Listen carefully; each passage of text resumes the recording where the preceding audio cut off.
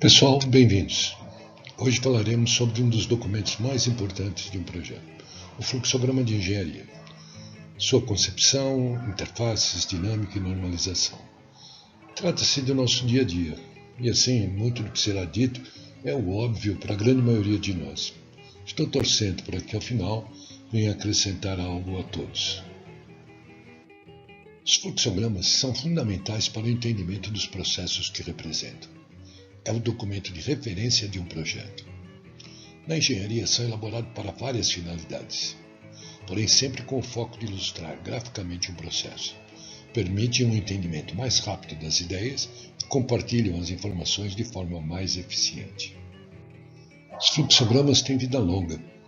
Nos estágios do projeto, o diagrama fornece a base conceitual para todas as disciplinas. Durante a vida útil do empreendimento, tem função nos treinamentos, análise de valor, manutenção e inventários. É o documento básico para os trabalhos de partida, operação e parada das plantas industriais. Devem ser organizados de forma lógica, como contando uma história, com começo, meio e fim. Devem ser de fácil interpretação e leitura. A didática clara apoiará o desenvolvimento dos procedimentos de operação e manutenção. Como representações gráficas de processo, eles possuem limitações inerentes. Eles não podem ser considerados modelos reais porque não são necessariamente desenhados em escala ou geometricamente precisos.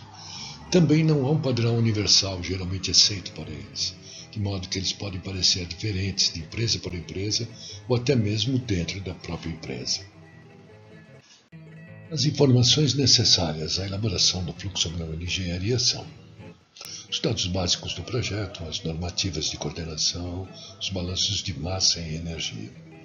Trata-se da primeira aproximação com os interesses do cliente e com a conceituação das soluções. Formaliza-se aí o escopo de trabalho.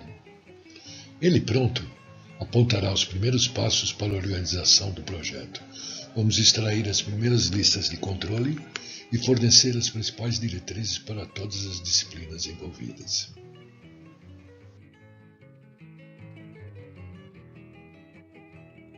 Aqui podemos ver um exemplo. As setas indicativas de continuidade, as operações unitárias envolvidas, a sistemática de controle, a identificação das tubulações e os tie-ins pertinentes. Por se tratar de uma mídia de comunicação, um gráfico de informações é rico em símbolos.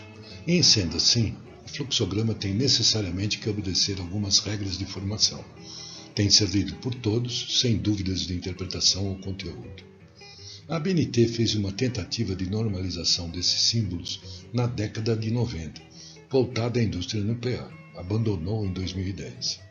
Para a representação dos sistemas de controle, é quase consenso, com pequenos desvios, a utilização da ISA S 5.1 para identificação e representação da instrumentação. A terminologia sugerida pela ISA propõe uma sistemática para identificar os instrumentos, as conexões entre eles e onde estará conceituada sua montagem. No campo, no painel auxiliar, no painel principal, exposto na frente do painel ou no quadro sinótico da tela do computador de operação, com acesso ou não do operador. A norma ISA é muito mais abrangente que essas três tabelas apresentadas. Recomenda-se a sua leitura completa. Porém, ela não é compulsória. Cada empresa tem sua sistemática, com essa ou aquela diferença, mas certamente ela foi inspiração para todos. Ela nada sugere para a representação das operações unitárias. A boa prática nos diz para traduzirmos o perfil de cada equipamento ou sistema de maneira a identificá-lo com rapidez e clareza. Inicie a construção do fluxograma com o desenho dos equipamentos e as linhas de interligação. Com os olhos do operador, coloque os indicadores de corrente, as malhas de controle e aponte as válvulas de bloqueio. Se entender que alguma variável tem um tempo de resposta muito demorado, antecipe essa informação ao controle. Com o olhar da manutenção, crie as condições para escova e remoção dos equipamentos. Dedique um tempo de análise apenas com o foco na segurança.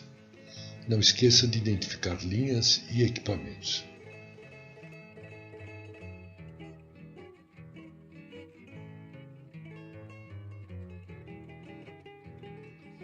No processo de melhoria de valor, a Semi-Engenharia trabalha os fluxogramas como uma ferramenta de maior utilidade para o futuro da instalação.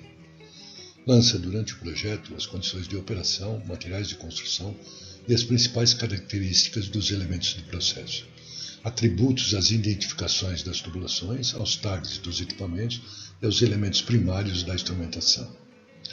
Esses atributos podem ser recuperados pelo usuário na tela do computador a qualquer momento. Basta sua seleção quando no Model Space do AutoCAD. Consideramos essa uma prática extremamente útil na sequência dos trabalhos, nos processos de análise de risco, inventários, construtibilidade e manutenção preventiva. Esses atributos dão origem às listas de organização do projeto.